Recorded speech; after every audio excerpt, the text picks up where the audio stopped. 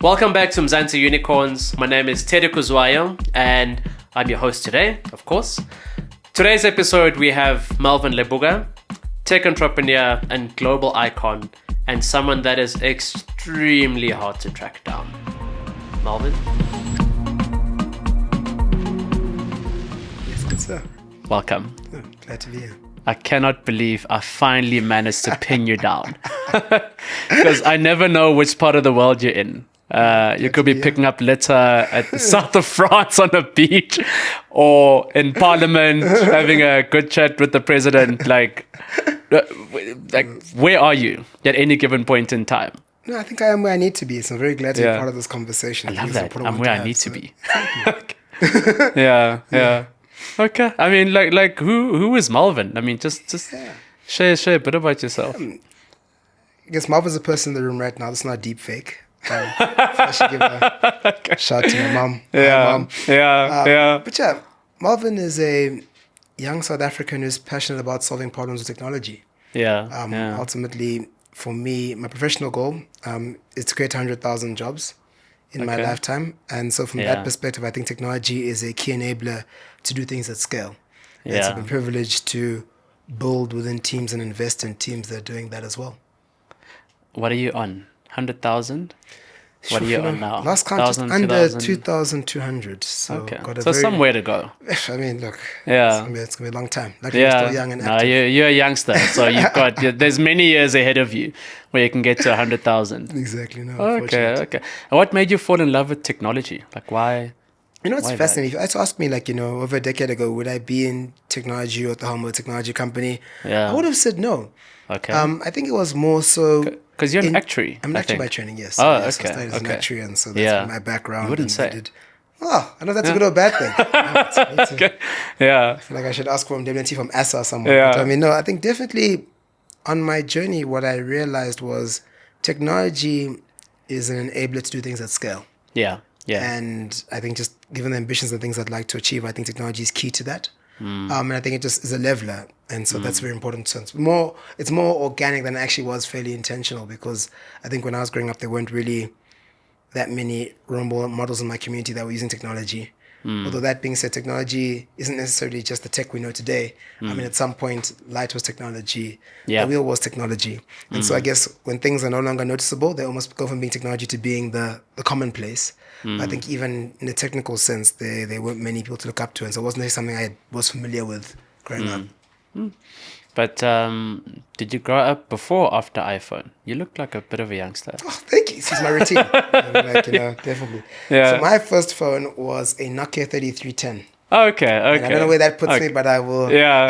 I'll set my chest. Yeah. Yes. What is your highest score at Snake? Sure. So, I never got to the point where I couldn't go anywhere in the screen. Really? I don't know how kids did that. Yeah. But I learned shortcuts on the way as I got there. Yeah. Yes. Okay. And so where are you in your technology journey today?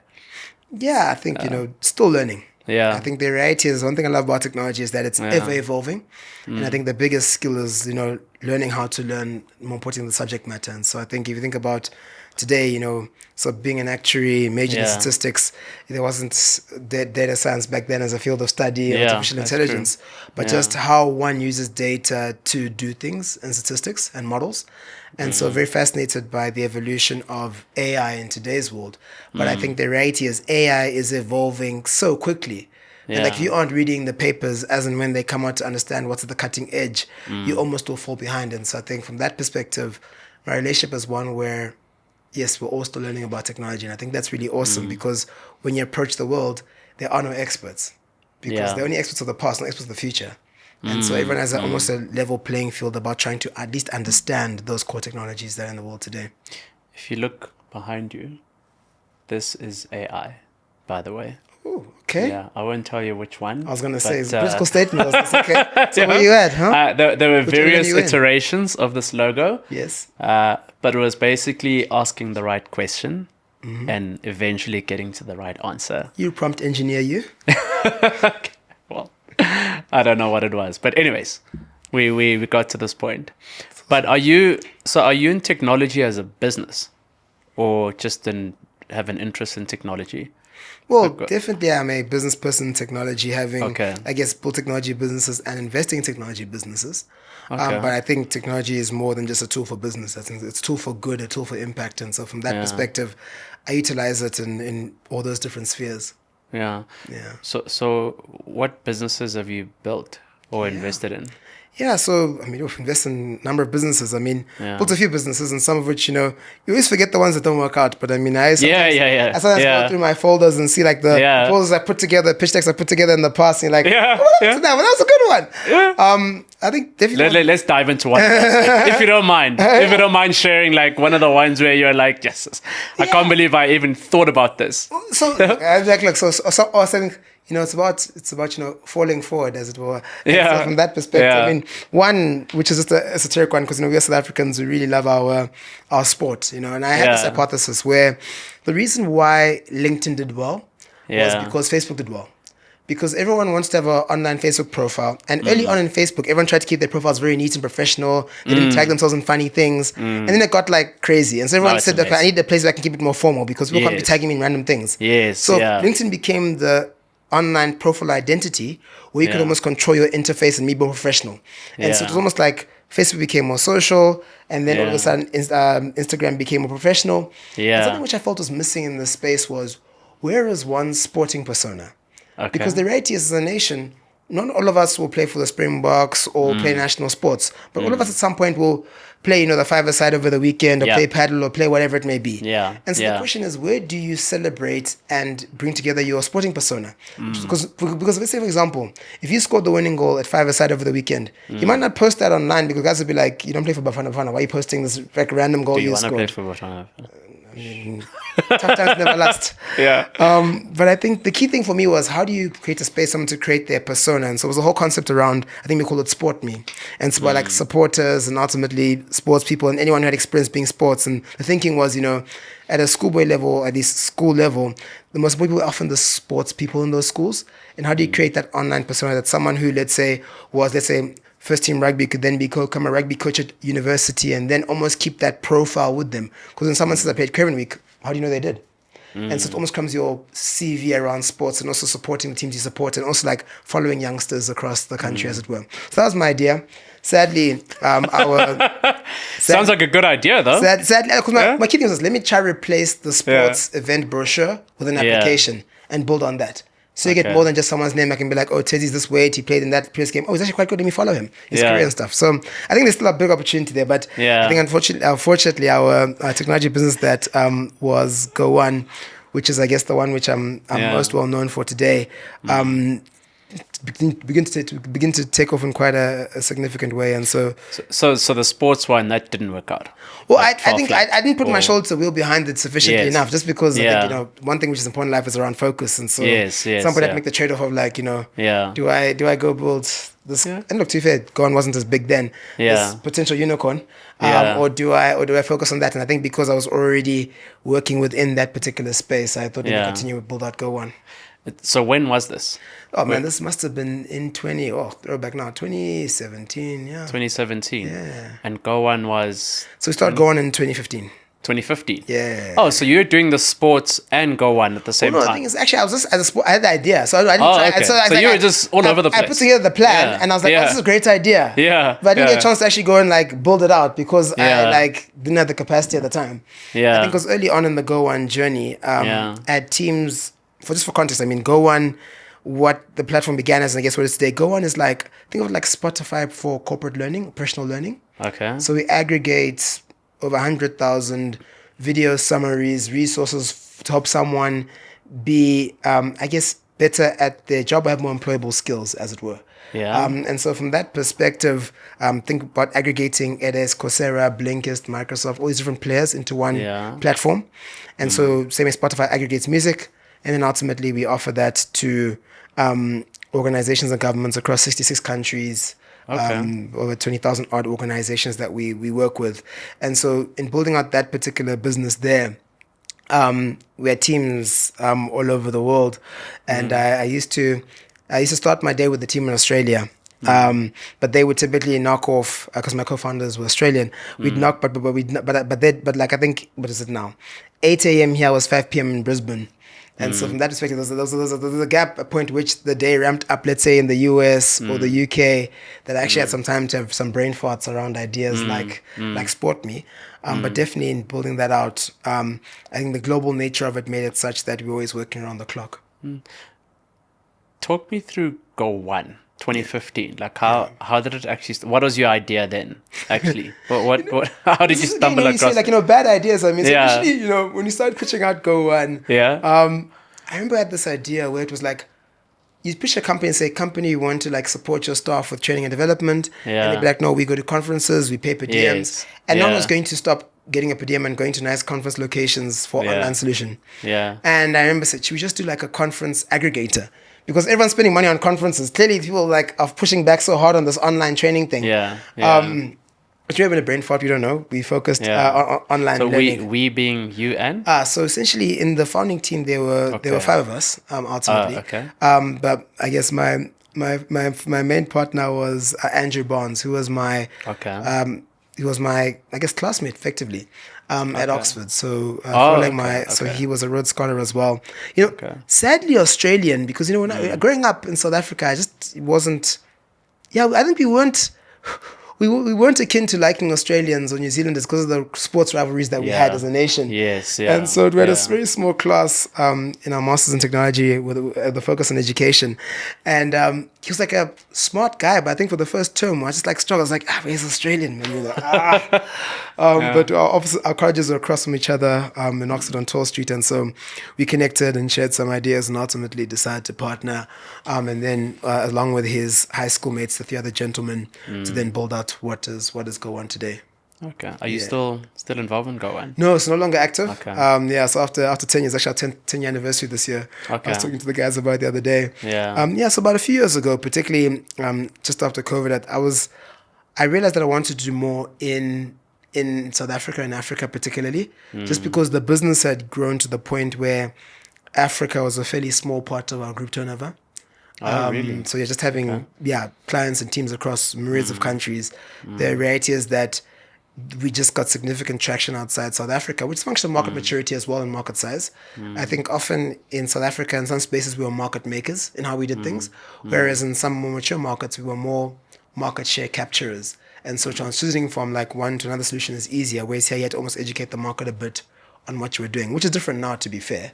But I think definitely at the peak, that was something to consider. So you went to Oxford in 2014. Ooh, good question. 2013, 2015, yeah. Okay. Years. I did Bell Masters, Why Oxford? Good question. When I grew up, Oxford was the organization that made the dictionaries. I remember... Oxford Dictionary. Yeah, I remember when I was in grade 2. Yeah. I think my dad went on a business trip and he came back with the Oxford Dictionary. It was a very small one. And I was like, oh my gosh. It's like such an exciting book that I had. Yeah. And that was the exposure I had. But I think definitely as I grew up and got aware of Oxford, what it meant, and the history it had, the level of intellectual capacity that many of the colleagues there had been able to bring to the world, I was definitely excited about it. And so for me, it was almost both Oxford, but also the pathway I took to get there. So I was fortunate to receive the Rhodes Scholarship, which is a scholarship which allows you particularly to go study at Oxford. And there are many people that I'd respected ahead of me at school who had won the Rhodes Scholarship. And so something which I thought was a unique opportunity for me to study abroad. I'd hoped to, initially I thought of studying abroad for my undergraduate, but family couldn't afford to send me across because even in the US and the schools that offered me some form of funding wasn't comprehensive enough at the time. And so I thought to myself, like, look, let me focus on doing my undergraduate locally. And then for postgraduate. Yeah, exactly. Yeah, imagine. See, I wouldn't have met if that was the case. Exactly. And so did my undergrad locally, and then for postgraduate studies, was fortunate to get a scholarship to go to Oxford. Yeah. Okay. Yeah. And you enjoyed your time there? I really did. I mean, I came back with the akiness for tweed jackets, which I can see that. No, you got Oxford written all over you now. Which is interesting because when we started the business, GO1 that is. Yes. We went across to the US for a program called Y Combinator. It's like a tech incubator Gave birth to the likes of Airbnb, Dropbox, Stripe, some fairly large companies. Some would argue OpenAI, because Sam was actually the president of YC when we were there. But I mean, it depends how you view the world. Okay. Well, they must claim it. Yeah, claim it. But it was interesting because I remember going to there thinking, because in the UK, it's about your bow tie and your tweed jacket and looking neat. Yeah. And then we went across to California. We were staying in Mountain View at the time, where Google's head offices are. And I remember just getting judged in meetings for like why are you wearing like a suit and tie and like a jacket, like there was right to the bottom. And so often, realizing different strokes for different folks. But definitely enjoyed my time at Oxford, I think, because I think one, made great friends, which I think is fairly, and that's been true across, many of the places I've been to study, particularly UCT and meeting yourself and many others. But in the same vein, I found just the diversity of people and thought, which was very encouraging. I think, so I did a double master's, first one in public policy, second one in technology. And in my public policy one, my class was 64 people and about 36 nationalities. And I remember my gym partners back then was the deputy minister. Gym partners. Oh, gym. Okay. You can't tell now, but in my day, I used to carry my own. Yeah. And so one was a deputy minister of minerals of Afghanistan, and the other one was advisor to the president of Malawi. Okay. And just the diversity of thoughts and experience, I think for me was was the best thing I took away from that exposure. And I think that's something which I definitely benefit from that perspective. How many South Africans were there? In my class? I was the only one then. Oh, really? Yeah, in my class was the only one, yeah. So there was only one Rhodes Scholar then that went across? No, so interestingly, South Africa, so Rhodes Scholars were typically, historically now they've grown, but historically they were defined in Cecil John Rhodes' will. And so South Africa has different scholarships. There's some that are South Africa at large and some that are tied to particular schools. So if you were like a main school in the country when the rule was written, you had them allocated to you. So sadly, my high school, St. John's College, missed out by a few years being too young. Shame. So you find Sax and some of the older schools down in the Cape and elsewhere are ones that actually named to get scholarships. So I was fortunate to get one of these South Africa at large ones to go across. But I guess the Rhodes Scholarship, for context, allows you to study effectively any program at Oxford, even an undergrad if you wanted to. Okay. And so from that perspective, I just chose the public policy degree because it almost gave a PPE. And I just felt speaking about scale, I find that public policy and public sector, very few companies can have as much impact as let's say a government entity or a metro or a country. And so we think about things at scale, policies that ultimate thinking through things and implications at scale, which I really appreciated because I came from a very much business, actuarial science, finance side of things. And so definitely appreciated building that muscle, as it were. Did you ever work in corporate? Were you ever an actual actuary at some point? Or no, for my sins, actually, funny enough, so my pathway was, did undergrad studies, got board in finance one and began an investment management firm, actually, with a few classmates at UCT. We used to actually book out those corrals in the library on Friday nights and have mini investment committee meetings, investigating stocks, because we didn't have much to manage back then, but it was our life savings. An actual business. Yeah. We took ourselves very seriously. Not being part of what is that society we had? I won't mention the name. You're taking shots now. People's hard work. But no, the proper purpose. We used to invest. We used to because it was taking our life savings at the time, which was less than 100,000 rand or whatever. We put everyone's money together. Yeah. But we were. Yeah, we're very intentional about that. And I think it was interesting that experience, just and he beat the market for a number of years and became very diligent. And it was good back then because, when you were young, you could call a listed CFO, send a message, be we are from, this particular investment vehicle, SYH Investments. We'd like to get... What is it called? SYH Investments. SYH? Yeah. Was that under named initials or? It was securities yielding high returns was the...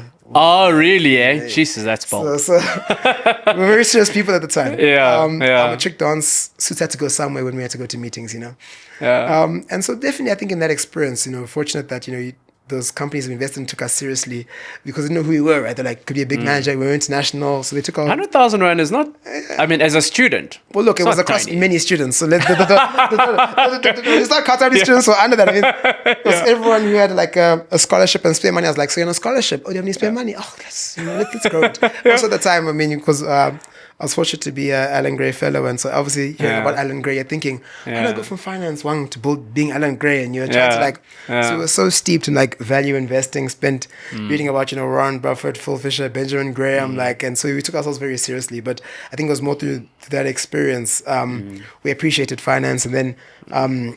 When I began after school, a few of the people we brought onto the vehicle actually went to go work in London at Goldman Sachs. And so spent a brief moment at Goldman Sachs in London, and then actually came back to join the Boston Consulting Group, or BCG today, where I was their first associate in Africa at the time.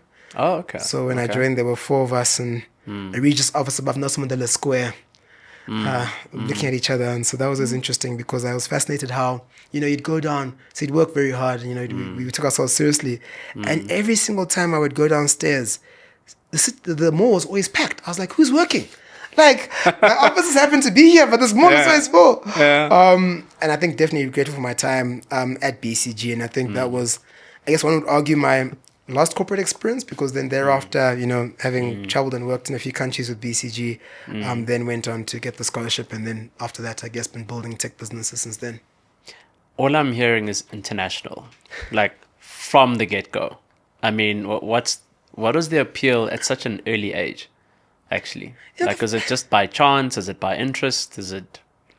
I wish I could say it was intentional. I think I've been very fortunate in my life to receive lots of favor and blessings from people, both from God, but more importantly, in terms of like funding and support. I mean, I was fortunate to receive a scholarship to attend St. John's, scholarship to attend UCT, scholarship to attend Oxford, and so a lot has been invested in me. And so I always wanted to have an outsized impact more than what was actually given to me. And so, and that often means both your community and your country, but also outside. I mean, the first time I left the continent must have been in matric.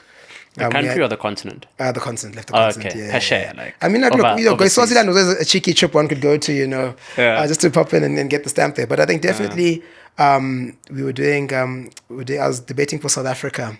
You did debating? Yes, in a former life.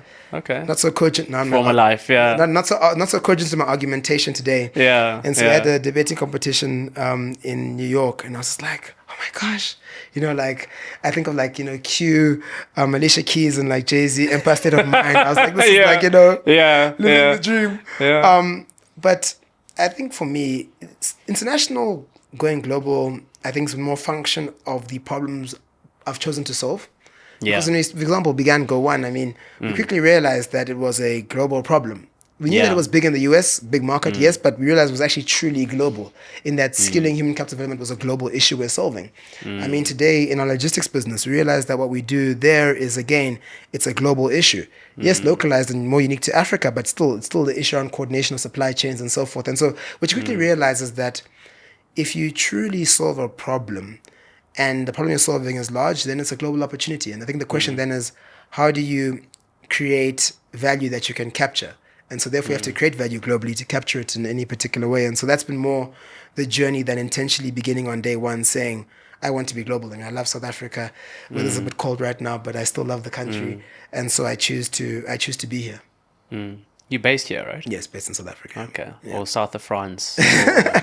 Parliament, or, like where's your main? No, definitely. It is in South Africa. Yeah, like born and raised Joburg. I mean, but have touched in a few countries. I think I was counting the other day. I probably like lived and walked in like 40 countries over the years for my 40? sins. But yeah. Okay, I think I'm on 31. Yeah, so the problem is when you're trying to expand a business and so because my co-founders were in Australia, and so often early on, like, I was the closest to everything because Australia is far from everything. And so you're the one that's going to like, to Europe, to Asia, to wherever, Latin America. And so definitely have had Where were your co-founders from? Australia? Australia. So all Australia. All Australia. All Australia, yeah.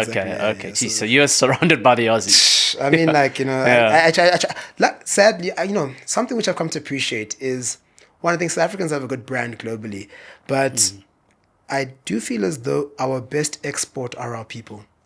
And it's unfortunate because many of them are not coming back. But I mean, when you go to Australia, there are many South Africans. Many. I mean, so Many, we have 5 of us in Australia today. But when you come in Perth, you just hear South African accents. And you feel like you're home. You're like, hey. And so definitely, you know, sometimes you do feel at home when you're that side of the world. But South Africans definitely do get around and have a good product out there. I lived in Australia once. Oh. Probably 15 years ago. Wow. In Sydney. And I had a like a time. Yeah, I was plenty And South you came Africans. back, so thank you. And I came back. No. I came back. I remember one of my colleagues, this lady who I was at Investec with at the time, she moved to Australia and then moved back to South Africa and then moved back to Australia and then moved back to South Africa. Yeah. So I think eventually she just, you know, there's no place like home. Yeah. And as much as there's a lot of attraction to living in any other part of the world, but home is where it's at. I think that's it ultimately. I also feel it's where you can have the greatest impact.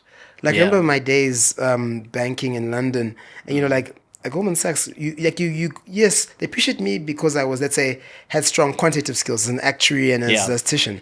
But I always felt like, you know, when you're in your home market, like being good at numbers is like having a punch. But like when you're in a kickboxing match, you're only able to punch and grapple. And I think the beauty of being at home as a business person is you can like use your understanding of the market to your advantage. You can use your technical skills to your advantage and also your networks and insights. And so I think for me, that's where I feel like being at home is almost stepping into one's truth in terms of one's ability to get things done and actually add meaningful value. So with people that you meet overseas, South Africans, do you feel like they want to stay there or they want to come back? So it's interesting, you know, if they've had kids that grew up overseas, I think for them it's difficult. And like, because their kids are used to that lifestyle, that ecosystem. Those whose kids are older and have left or haven't had kids yet. So many want to come back, but I think there's also sometimes, if I'm honest, there's a bit of ego. It's almost like the one that left and wants to come back. It's almost like you failed and you came back. So I think that's where it's unfortunate because I mean, like, this is home, you know. Prodigal sons return home all the time. And so from that perspective, I think it is a blend of that. But also because South Africans are good entrepreneurs and good business people, the reality is they also do well overseas. And so they are pulled and maintained in that ecosystem fairly well. I mean, what makes South African so successful overseas? Yeah. You know, I think, you know, the saying, you know, a Burmaka plan, but I think we definitely are more initiative driven and just get things done.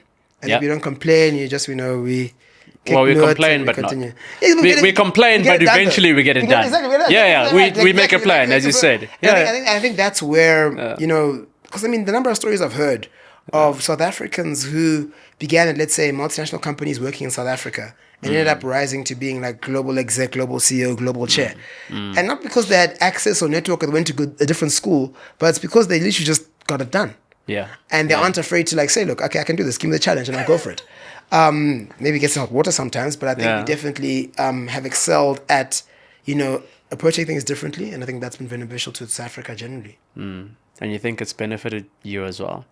I think actually, I'm fortunate for the opportunities I've had. I think I've been very, there's lots of luck that comes into, I think, my journey and my exposure. Yes, I know, you know, success comes when opportunity meets preparation, but I think definitely it's more the opportunity than anything else. And I think definitely also appreciating where you come from. Because, you know, one thing which has been humbling is having had many great learning experiences and traveled the world and met amazing, incredibly successful people, is realizing that you are enough. And actually, South Africa is enough. And more importantly, South African education is actually enough.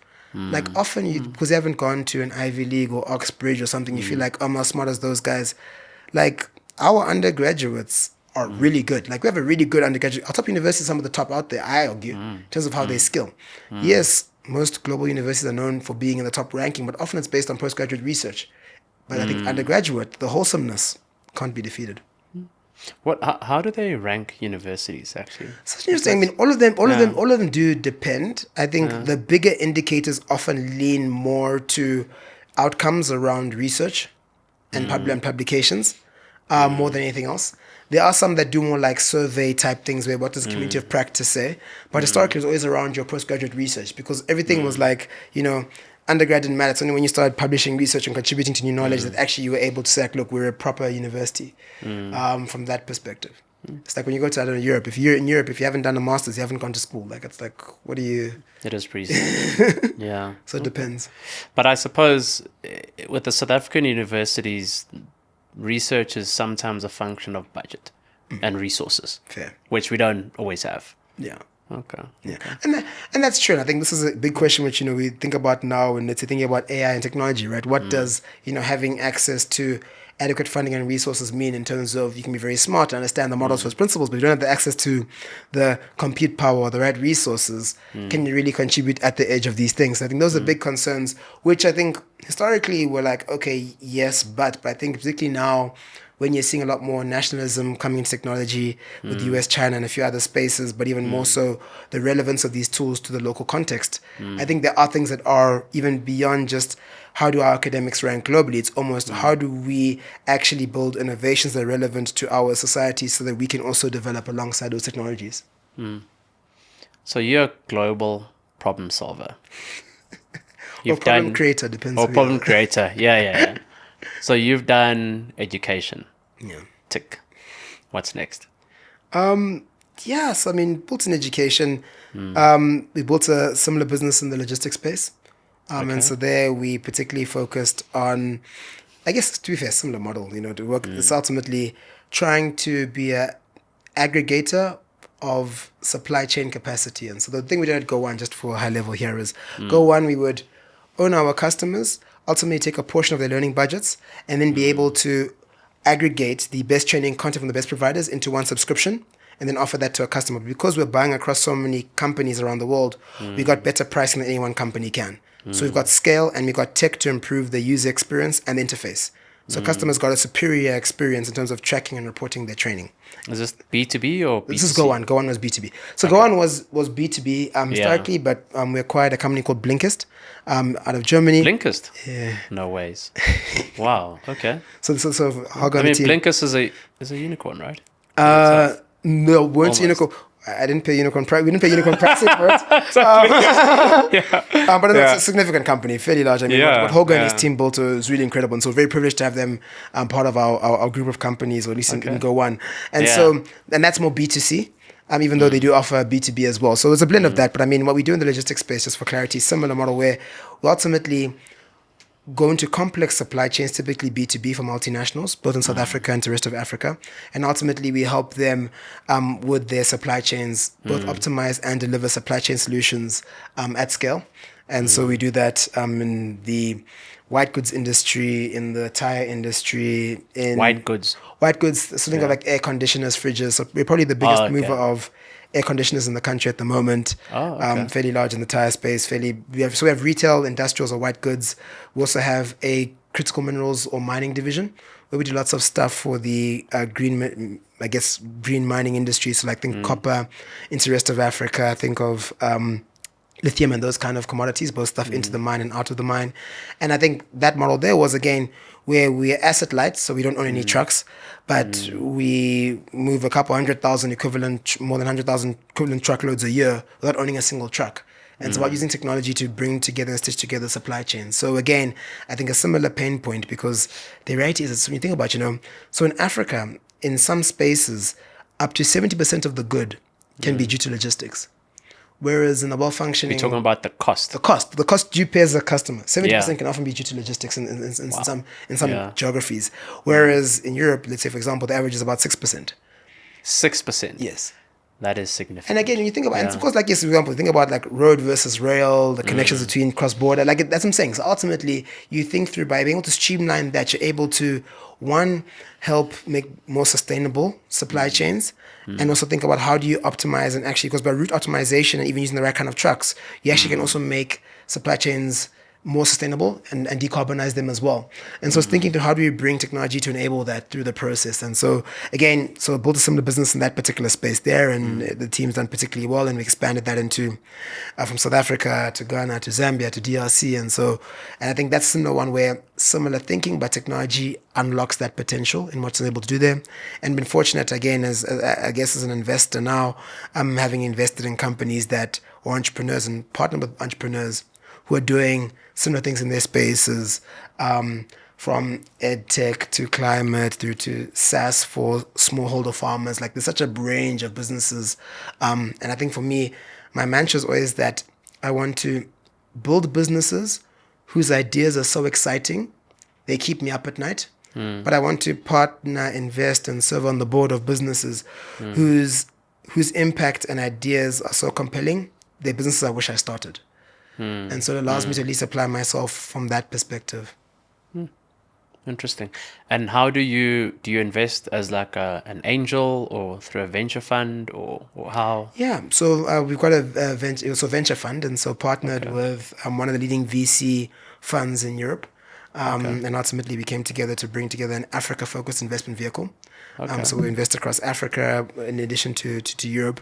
And so that's how, because ultimately, invested as an angel for some period of time, but realized that, it's a function about scale and learning from those people that do it particularly well in other geographies. I think I'm very big to your point about being global, about what can you learn from international best practice and make it localized. And so for me, it was saying, look, how can I be the investor I wish I had when I was building my businesses? Because I think, I struggled. I mean, my first South African investor in GO1, as an example, was when we were Series D and worth north of $1 billion already. I tried to get South African investors, but GO1, yes. But so you were an actual unicorn. Yes. Can I claim you as my Mzansi unicorn? You can claim us as such. And this is not rands. This is USD, like dollar. Yes. Like American dollar. Yes. So very, very fortunate to have had that support and backing from Microsoft, Salesforce, and a few other players in that space. But just really struggled at the time to get South African investors who got what we're doing.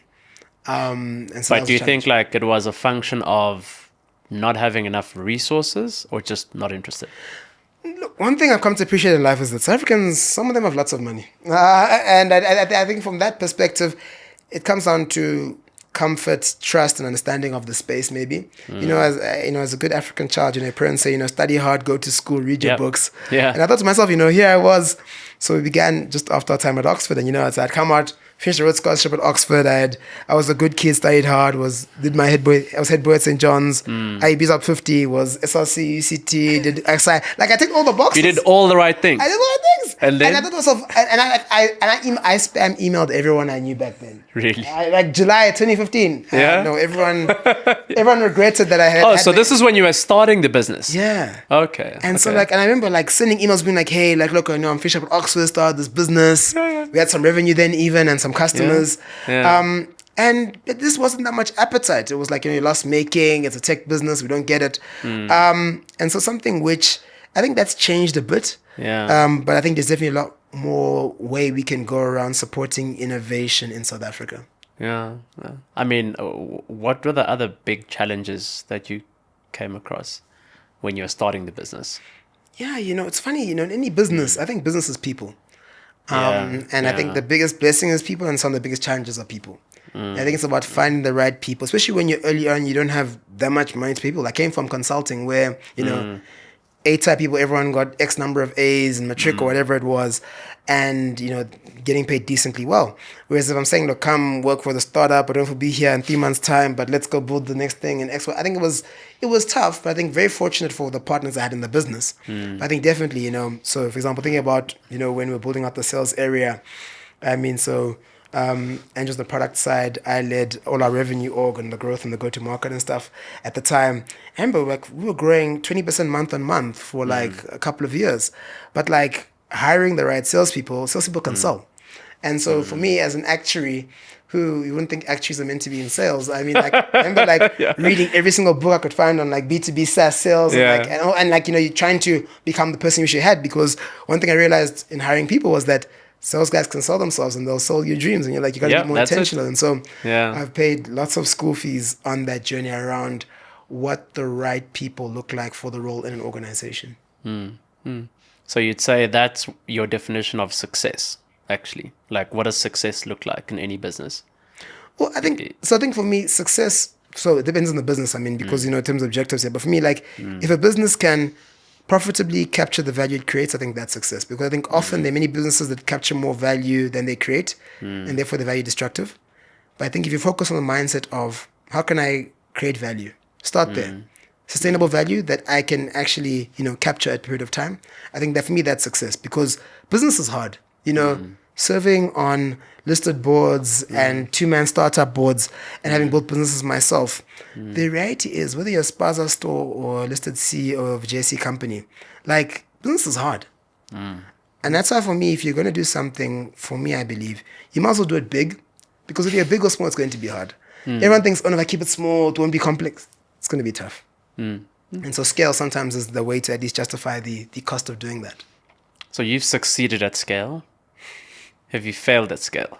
Oh, I mean, I'd find some white hairs for you, but I'm sure the lighting is doing the things right now. No, they definitely have. I think there are many school fees you've paid. I mean, I always joke with I was talking to Andrew the other day, so we've raised, probably like over $450 million on the journey, at least on the GO1 side of things. And I mean, we probably could have raised a lot less. But there's so many school fees you paid, right? We're first-time founders, we're young, you're trying things. I mean, some of our brilliant ideas like aggregating conferences or whatever it was. I mean, so you try and you fail. And I think the question is, how do you learn from them in the journey? But definitely we've had a fair share of, I think, missteps, or at least let's say redirections, as we would say. It's like, I think the old Tom-Toms and Garmins used to actually physically say like redirect. Oh Yeah.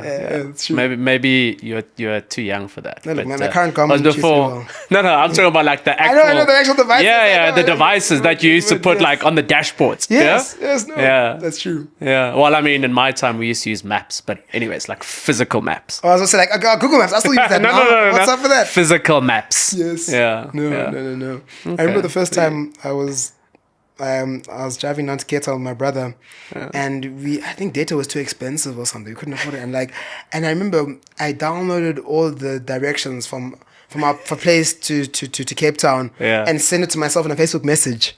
I remember navigating, and at some point, I remember we just kept going straight in Cape Town past the mountain, and I was like, and you can see that you're meant to be on that side of the mountain. I was like, I don't know how to get there. I couldn't pick up the results, and so come a long way with technology, maps, and directions. But it was definitely a fun memory of trying to I know as a student I need to be on that side of the mountain, but I don't know how to get there because I've never driven in Cape Town. And so no, we come a long way. So I can appreciate that story around using maps. So you don't see failure as failure; you see it as a redirection. Is if my understanding is correct. Definitely, I think put this way. Yeah. One thing I love about failure is the one thing you love about failure. Because if you fail, it means you tried, right? And so I always ask some of the companies I work with, where I'm like, but have you failed? What have you failed at this quarter? Yes. If they say nothing, I'm like, then you aren't pushing yourself enough. Yeah. Because you can be safe and stay in your realm of what you know, but if you aren't pushing yourself, you won't fail. And so for me, it's something which I say, try, fail with intent. And then from that, learn with intent. So where's been your biggest failure? Like at GO1 or with another business? I mean, is there a business that's actually gone belly up? Yeah, well, I mean, I wish got out of the pool, as it were. Yeah. I guess it's a good question. I mean, what have we seen that's gone belly up? I mean, look, I've invested in many companies, and I mean, we're fortunate that some have done very well, but also some haven't. I mean, I've invested once in a business where it was four co-founders, very smart guys and a girl, and they had a very good business, but they invariably, and I backed them because the saying, it's if you want investment, ask for advice. If you want advice, ask for investment. As an entrepreneur, and so I think they approached me for advice, and I gave them some advice. And I think where my failure was, they invested money into the business, and ultimately the business, spoiler, doesn't exist today. But it was because invested money in the business, but I think I didn't take enough ownership as in didn't want to be the bad guy. So I didn't have tough chats with the founders when they were, for example, focused more on winning prizes and awards than actually building the business. Because the reality is right now it's sexy. I mean, I remember speaking to one of the founders of one of the large tech companies here in South Africa. And he was saying back in his day, they actually had to have customers to succeed. Whereas now you can raise venture capital, you can win awards. That's success, right? And valuations. Exactly. And people want to be on the front page of TechCrunch or Venture Burn or Disrupt Africa. Yeah. Forbes under 40. Exactly. What was the OGs are the ones who are building in silence, who you'd never heard of. I mean, I was I was in Europe over the weekend or last week for an event for a community of entrepreneurs called Endeavor. It's a global community of Yes, I know entrepreneurs. Endeavor, yeah. And actually, in 2017, we joined Endeavor in 2016. I remember we were down in Stellenbosch having one of our selection panels. So each quarter, there's a selection panel where entrepreneurs come from around the world. And out of Stellenbosch, one of the entrepreneurs that came down was a founder of a company called Checkout. And checkout.com. And never heard of the company in my life. They had no presence whatsoever. They were quiet. And Guillaume, the founder, was like, it was essentially said, like, to his friend, said, look, apply for Endeavor, come into it. And so, okay, spoiler, like now, Checkout's worth $44 billion. And Guillaume's doing very well for himself. I caught up with him the other day. Okay. But again, like, no one had ever heard of his company.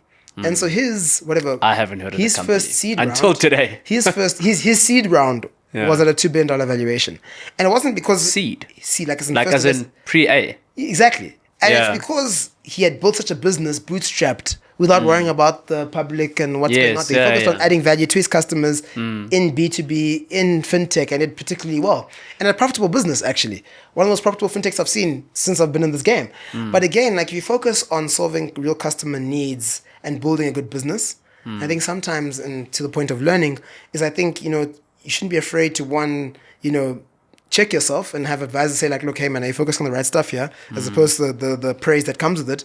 But also like, okay, being the bad guy.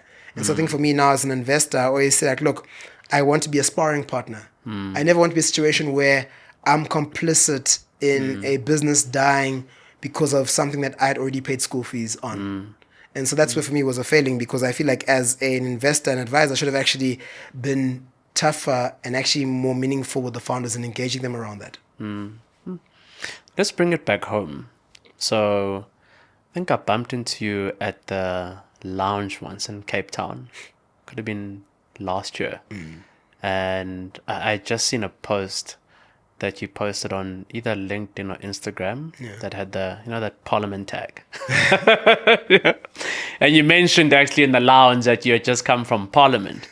And then 5 months down the line, here you are, front page, some presidential digital transformation, or I don't know. Tell me more about that.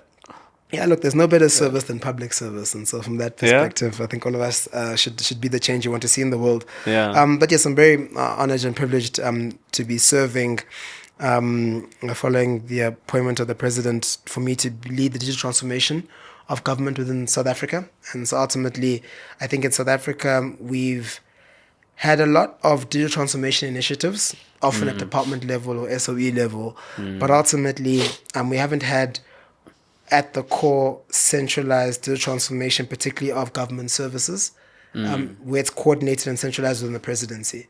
And so from that perspective, honored to be able to, I guess, leverage my experiences and school fees, working and building and partnering with governments around the world to work in South Africa to try and achieve some certain digital transformation goals. And ultimately, starting off with digital government services, but ultimately I believe that we're focusing on building the rails for innovation and transformation that will ultimately enable civic and private sector to actually build on top of that as well.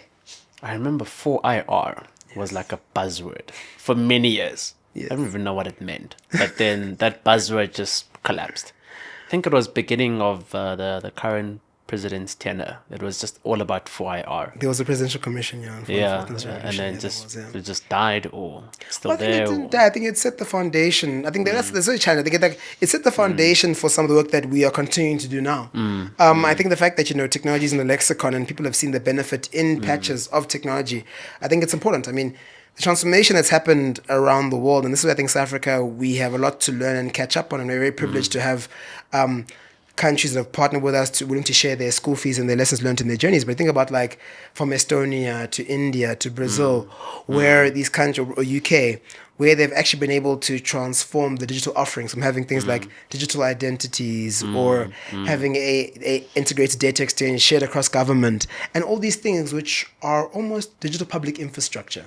Because if you have a good payment rail or you have a digital ID or a digital way of doing things, you are able to then just do so much more.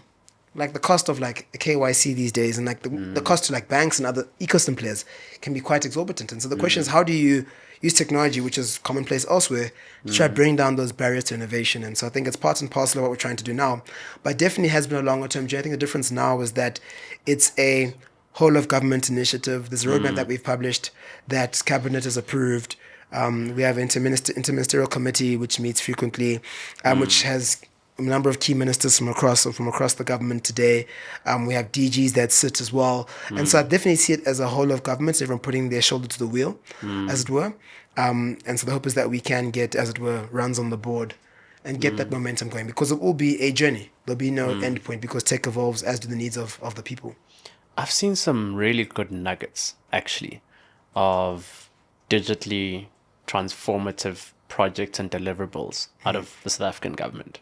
Like, it's not all doom and gloom. I mean, I had an experience where a couple of weeks ago I was renewing my passport. Yes. And was at Randburg Home Affairs. Yes. Walked in there, and it probably took about 10 minutes in and out. Yeah. And there's a ticketing system, which I know the guys that actually built it. And that ticketing system has a timer. So you go to the one station and they call your name. There's a specific tickets. The timer is about 30 seconds or a minute for you to actually then have to go to the next station to go get your fingerprint, which issues you another timer or another number, and then you go pay. And, you know, each time it's fixed to a specific time, because it's just trying to drive efficiencies, innovation, throughput. And I just thought, wow, I mean, what an amazing experience. That's true. I think all experiences need to be delightful, whether you're going for a grant or going for your passport or driver's license or your matric certificate. I think the question is, there's so much one can do in that space. And so I think it's a real privilege, to be honest, to be able to, I think, leverage my experiences for the public good in that capacity. But I've also seen you, if someone Googles Melvyn Lubega. It's all fake news, whatever you read. It's not DeepSeek, I promise. But one of the first websites that come is WEF. World Economic Forum, World Economic Forum. And the way, you know, that picture of you with like the polar neck? You know? They always show that. Yes. Yeah. How did you get involved in World Economic Forum? Yeah, so... You know, look, we've all heard of World Economic Forum as, you know, also known for like the Davos meetings and like where the power circles really come together. No, it's all about like the important people with the South African scarf and the snow in the background. Yeah. Hey, look, we didn't grow up with these things, okay? Let's be excited. But yeah, it was actually more organic, to be honest. I mean, so I'm privileged to been named by World Economic Forum as a young global leader, which is a community of global leaders. And I mean, continually inspired by the caliber of young people doing incredible things globally. I mean, like that's a whole story for another day. But from that perspective, was fortunate to be selected and nominated for that particular community. So you get nominated actually, and then selected. Okay. I I don't know how the invisible hand acts. They call you. Yeah, they call you. Don't call us. They call you. So there's no like application form anywhere. Yeah, I think you're nominated. Okay, so at least you're not sending emails. Yeah, like trying to don't look call for us, funding. we'll call you. Exactly. But and I think it's one of those communities which I think has very strong convening power. Yeah. I think, we were in Davos earlier this year, and I think South Africa had a very particularly strong delegation out there. And I think it was important to also, for a global stage, from both public and private sector, it's quite a meaningful community. And I'm very fortunate now to be, selected to serve on the one of the global future councils of the World Economic Forum. And so my particular focus is on frontier technologies and jobs. And again, it's just working with some of the sharpest minds. What technologies and jobs? Frontier technologies. Oh, frontier. Okay, so new. At the core face of yes, yeah. And just working with global leaders and industry shapers, tackling trying to apply ourselves some of the toughest issues when you think about AI and jobs and justice and inequality.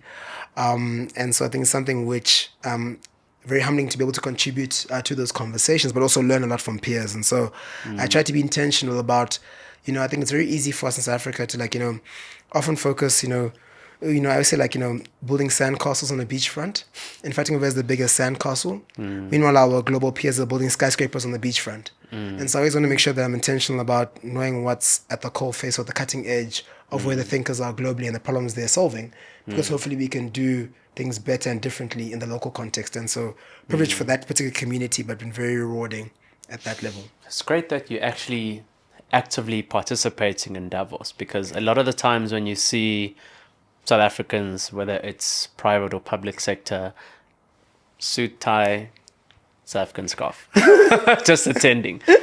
Which was interesting. This year we had like a South Africa house, and the South African scarf almost became like a thing where guys are like, "Where'd you get the scarf from?" People know, like, it's like it's a cool I've scarf. been like, seeing it like, for where, many like, years. Where'd you get it from? Like, you know, like you're sitting in Davos, and like, great, though. it's our country flag, Yeah. and Yes, exactly. And they ran out, and it's like, so. Oh, really? So I was like, That's a business opportunity. That's a global problem for you to solve. I mean, see me next year, our bag's gonna be full. But no, definitely, I think definitely for the pride and the impact that we have on presence, I think definitely, and also think for us, heading up the G20 this year as a nation, I think is also important. And so we speak not only for South Africa, but I think for Africa and some of the settings we find ourselves in. And so how do you also take that continental view to make sure that Africa's voice is heard in some of these rooms?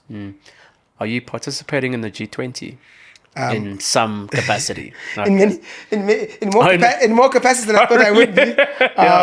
But and also like don't call us, we'll call you. Right? So I'm very fortunate to be able to contribute to some of those global conversations. And I joke because actually the second time I ever left the continent, so the first time was matric for debating, and the second time was actually in second year. So and you went to New York the first time? New York, exactly, New York. And the second time The second time was to Paris, which was then for the G20.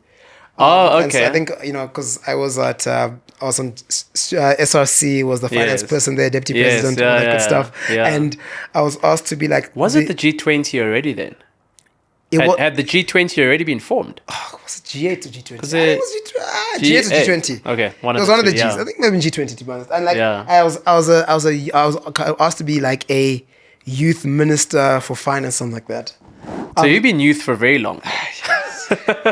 and so literally I remember then it's crazy because it's come full circle, because back then, we're writing position papers and negotiating to represent the youth view at that point in time.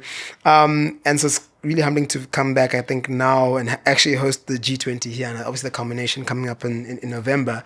But I think it's an important role that we can play to shape the global agenda narrative. And I think, we hand over the presidency from here to the US. And so Hopefully. we look and see how they take forward some of those outcomes as well. Yeah.